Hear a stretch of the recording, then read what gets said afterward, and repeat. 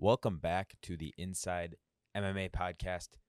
Today we are going to be breaking down UFC 267. UFC 267, as we know, was a wild card with some great fights. And as always, I'm here to break down my thoughts on the event and kind of what the story looks like going forward for the athletes that were involved. And there are three fights in particular that I wanted to break down that I feel like they have significant value going forward. Chimaev versus Leach, Islam Makhachev versus Dan Hooker, and Piotr Jan, versus Corey Sandhagen. These three fights, to me, I feel are the most impactful on the top guys in the UFC going forward. These have the biggest impact on the narrative of the UFC, in my opinion, and that's kind of what I like to break down. Our goal at this network is to provide access, content, and information on the fighters through our podcast, through our interviews, and through our documentaries that'll be coming soon. But I digress. Before I get into it, first off, I'd like to congratulate Glover Teixeira.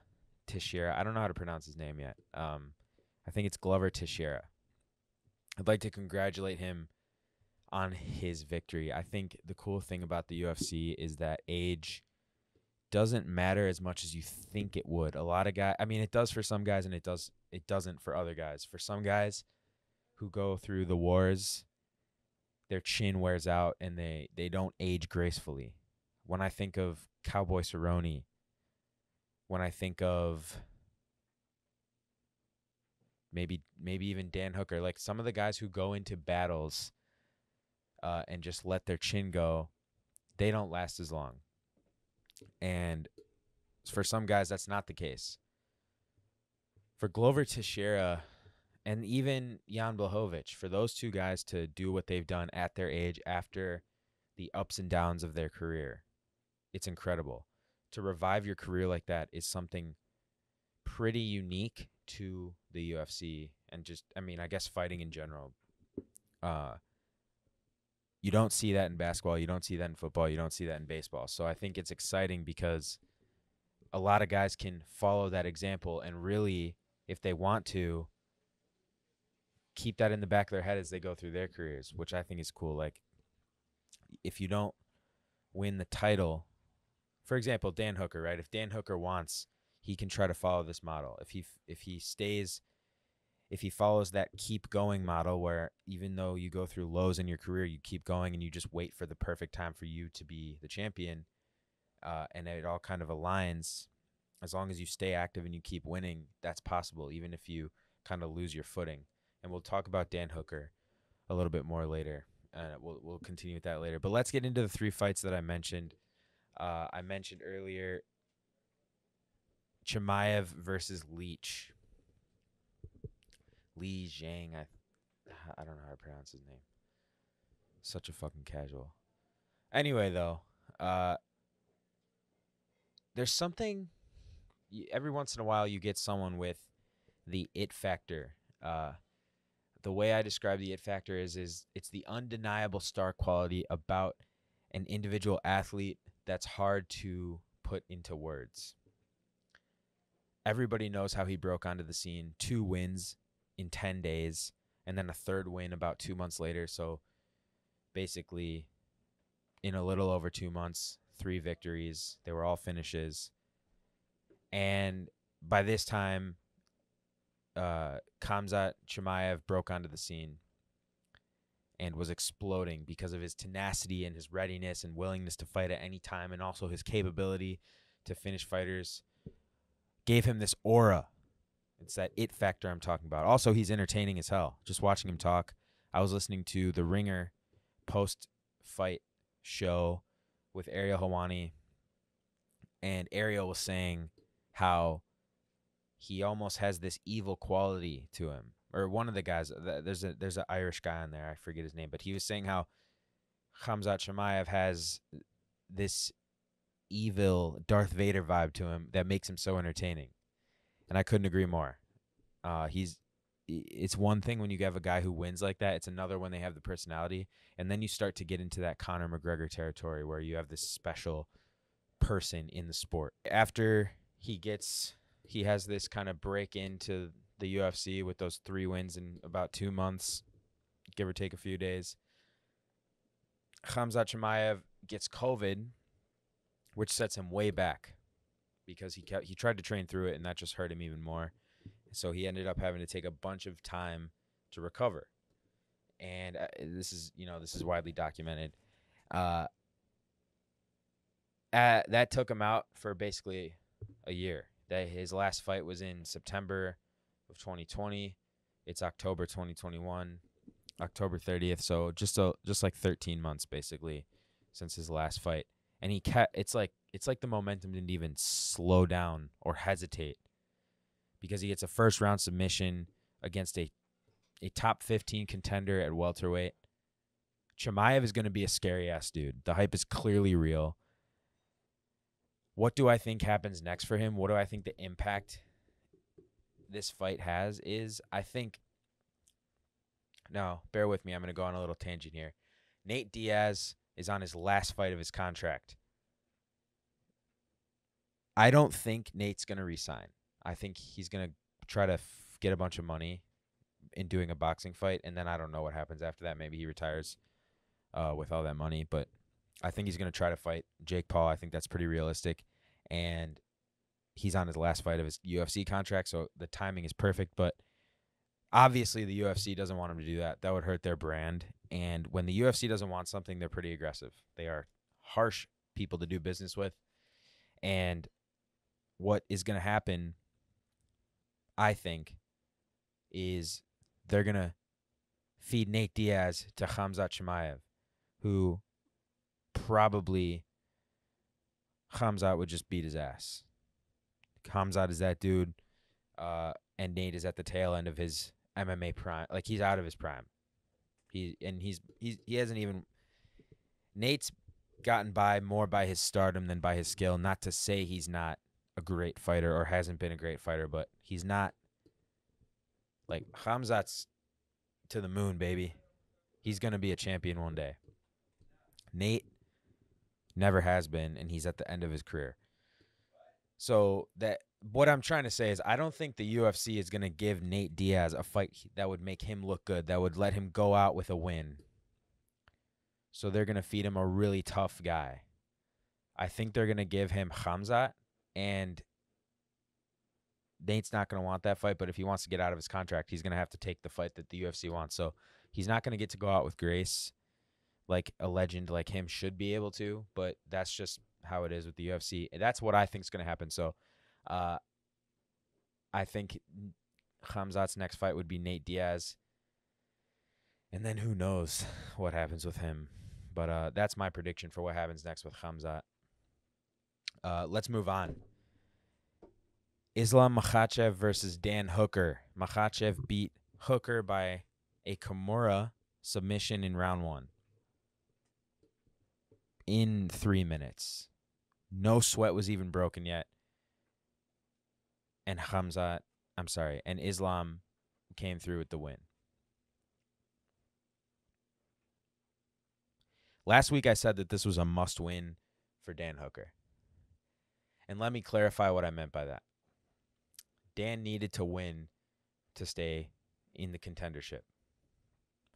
I didn't mean that Dan had to win to keep to be on the roster still. I don't think they're going to cut him. He's a great guy to have in the organization. But Dan needed a win to be in that conversation for contending for a title shot. If Dan wants to get back to that spot after losing like that to Islam Makhachev, you're going to have to pull a Glover Teixeira, like I said earlier. So let me explain what I mean. I don't mean that Dan is not going to win a title until he's 42, if he ever does. What I do mean is that you've just gone through a low point in your career where within your past 5 fights, you've proven that you're not one of the top guys in your division. You're not one of the top 5. The top 5 guys have beat you. The real contenders have all beat you. So you need to go put some wins together and get a little win streak and strike when the time is right. What do I mean by this? Glover Teixeira, let's compare it to Glover, right? Glover lost to John Jones in his first try at the title at 205. John Jones beat his ass, and Glover then was like he was winning half his fights, losing half his fights for a little bit of time there, kind of wandering. Seemed like he was at the end of his career. He was just riding it out. Then what happens is he goes on a huge win streak. And when the time was perfect, he struck, and now he is a champion. Dan is going to probably have to do the same thing because I don't know if he's as talented as, clearly he's not as good as Islam Makhachev, but Dustin Poirier beat him. Michael Chandler beat him. It just doesn't look good for Dan against the guys at the top right now, and it doesn't help that he's taken a beating in some of these longer fights that he's had. But I still think Dan can make his way back. What I've learned is you can't count anybody out in the sport. You can't do it.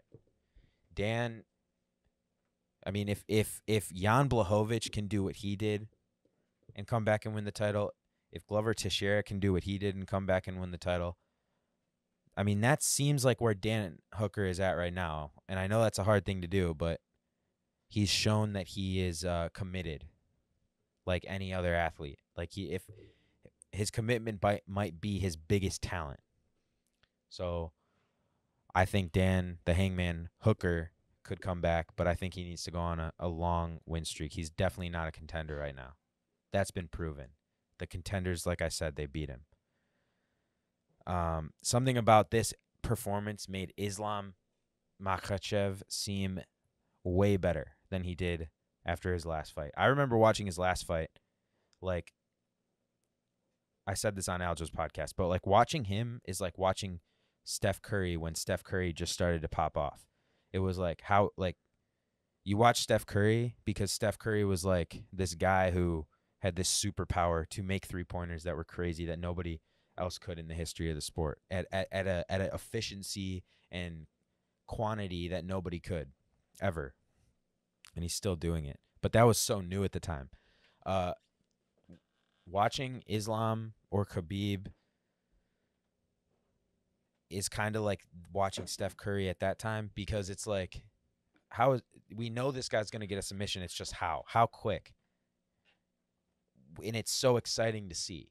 It's this guy has a superpower that he can just whip out against any opponent. How is this going to manifest today? And that's it. It was insane to see how he pulled this Kimura off against Dan Hooker. So it made him seem a little more scary. I still think he needs to beat another marquee athlete to be given a title shot. And I know everybody wants to see him get a title shot, but Dustin and Oliveira still need to go at it.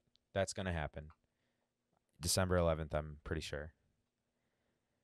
And I feel like the Chandler-Gaethje fight is a top contender fight. And I know a lot of people don't think Chandler should get another chance if he wins, and he might not. I don't know. I definitely think if Gaethje wins, he should get a shot at the title. I think he deserves it. But I feel like here's my thing. I can see why people don't want Chandler to get a fight, but I think whether you like it or not, I'm sorry, I meant a title fight. Even if he wins here after he lost his last fight, I know why. I get why people wouldn't want Michael Chandler to get another title shot. But think about this, right? Michael Chandler almost knocked out Oliveira. He almost beat him. He was this close. This close. And he knocked out the guy in one round that Dustin Poirier, the biggest title contender in the sport right now, the guy who deserves a title shot more than anybody in the sport, took a decision to beat in Dan Hooker. So Dustin Poirier took 5 rounds to get a decision against Dan Hooker, and Michael Chandler did that in a couple minutes. You can't ignore Michael Chandler. Don't sleep on the guy. As for Dariush and Makhachev, Beneil Dariush and Islam Makhachev, those guys do seem like they could fight each other to see who gets the shot at the title. The top 6 right now is so stacked in the goddamn lightweight division. The guys who deserve a title shot right now,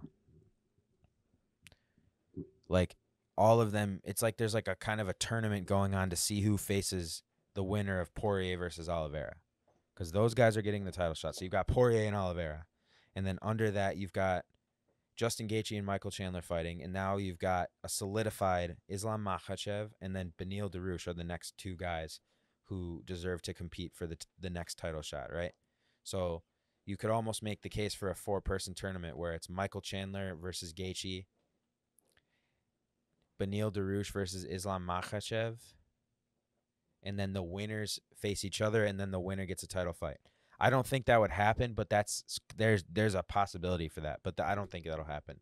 But those 4 guys, right, are like kind of the next in line guys. So, and like I already said, I think Chandler and Gaethje will get the winner of that will get the next fight for the next shot at the title after Oliveira and Poirier. And then the next 2 top 5 guys left over are Beneil and Makhachev. So here's what I think is going to happen, and here's what I think is the best case scenario. I don't think Beneil faces Makhachev now. I don't think they'll fight each other unless they have to, because they both have the same manager, and I don't know how good of a business move that would be. I'm not saying it's not going to happen right away, but I just think like if you like I just don't know if that would I don't think that's going to happen. I'm not saying it's impossible. I just don't think it will. Having the same manager set up 2 of his guys to fight each other for the title, that just seems like a really like tricky business situation, especially with 2 top-level athletes. So what I think would be cool, hear me out.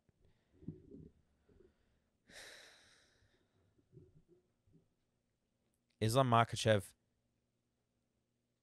faces Charles Oliveira next in his next fight, no matter what. Whether Oliveira still has the title or not. That would be a grappling fight of the ages. You've got the up-and-coming, like, next, like, son of Khabib versus a guy who's, like, what does he have? Like, the record for most submissions at lightweight or some crazy shit in Charles Oliveira. You make that fight and market it as, like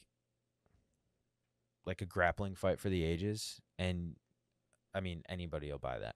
And I believe that you could even make the case for Islam to get a title shot next, because he's already got a 9-fight win streak and he just beat a contender. He just knocked a contender out of contendership, in my opinion.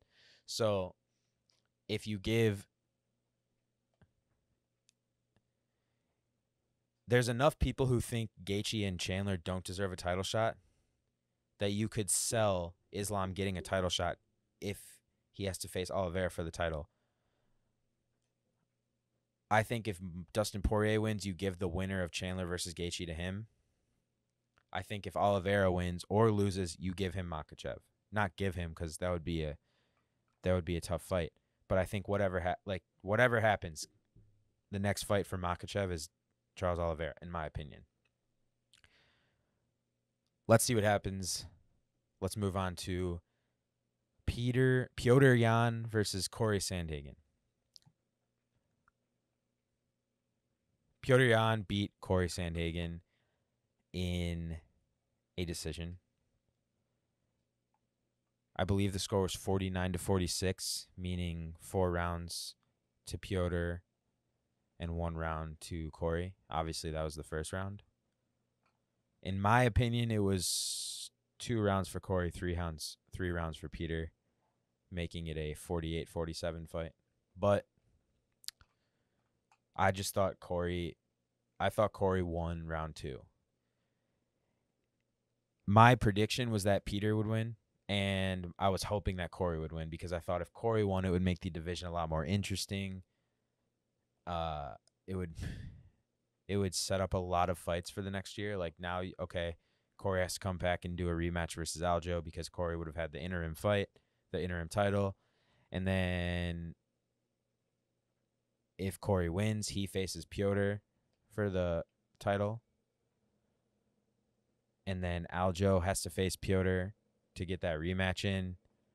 So that just sets up all kinds of fights for like the next year, which would have been more entertaining in my opinion. But that's not what happened. Piotr won like I thought he would.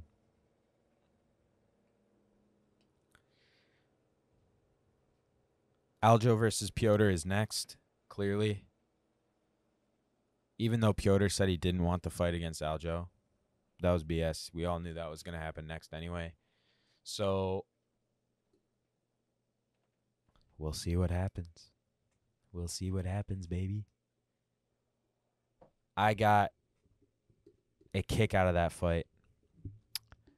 Thought it was closer than the judges did, but that's just me. I had it 48-47. I thought it was cool to see Corey have such good sportsmanship after the fight. He admitted that he thought he didn't do enough to win the fight, which a lot of athletes don't do. I think Corey is kind of cool because he has this like supreme honesty and integrity when he speaks, and he's super humble. And it's just cool because it gives him this vibe that he's like religious about his fighting. Like his spirituality and his fighting are like interlocked like that. Like my buddy John Beneducci, who follows in the way of Odin and is very pious. There's all kind of noise being made in my house, and I've gotten to the end of my notes here. Essentially, very exciting card that is going to be followed up by UFC 268, which is an even more stacked roster, and lots of amazing shit coming.